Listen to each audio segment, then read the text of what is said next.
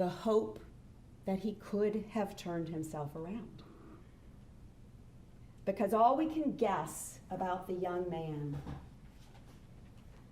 is that his teenage years were full of promise, but his early 20s just led him in the wrong direction. The facts presented in this trial bear no resemblance to the story that the state told you in opening statement.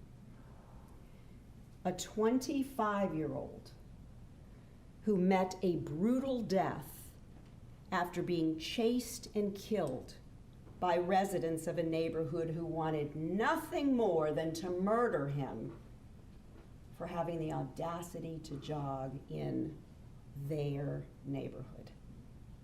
Not a single piece of evidence that's been presented to you in this entire trial supports such a hateful and gruesome set of circumstances.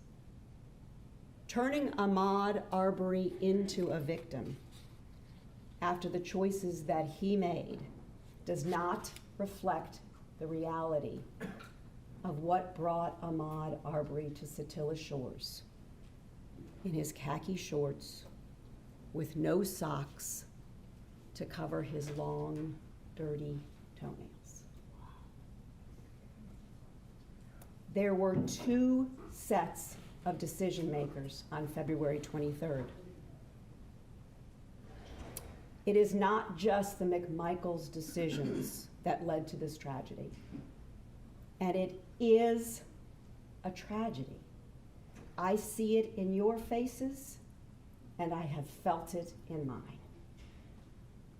A young life lost, grieving parents.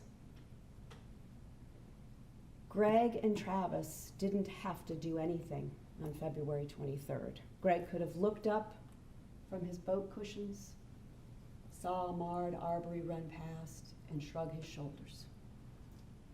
Maybe call 911, maybe call Officer Rash, maybe text Diego Perez, and the fear and the frustration of this neighborhood would continue.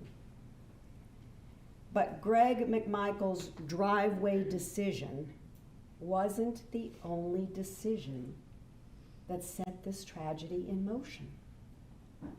Ahmaud Arbery was not an innocent victim plundering through Larry English's house on February 23rd, just as he wasn't an innocent victim all the other nights, like October 25th, or November 18th, or December 15th, or February 11th.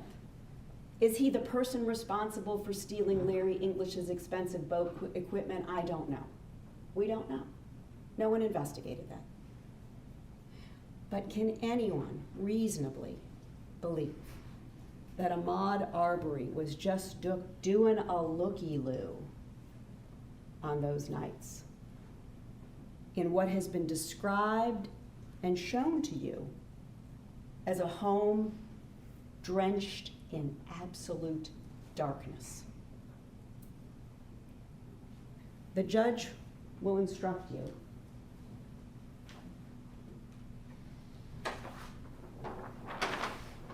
that you must use common sense and reason. Common sense and reason.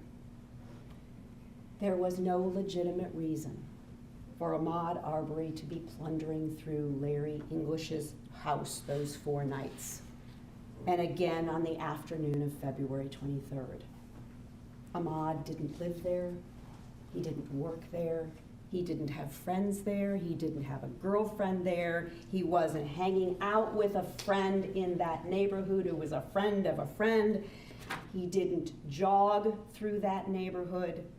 He was a recurring nighttime intruder, and that is frightening and unsettling. A looky-loo in an open, unsecured construction site. Why did we have to withstand that drumbeat? Why? Let's clear a few things up.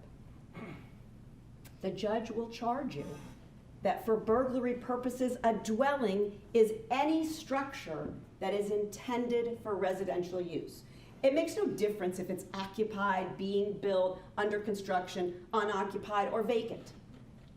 And that only makes sense. How could you ever build a home if it wasn't really yours to protect until it was done?